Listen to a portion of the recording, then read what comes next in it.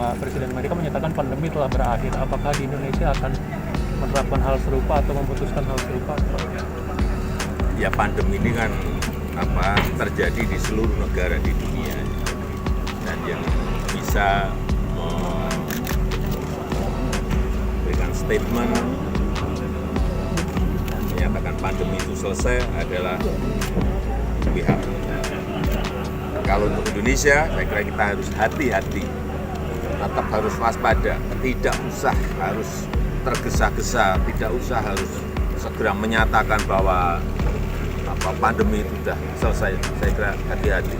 Ada di 1-2 negara yang sekarang ini juga COVID-nya mulai bangkit naik. Hati-hati. Kehati-hatian itu yang sangat kita butuhkan. Jangan lupa subscribe, share, komen, dan like ya.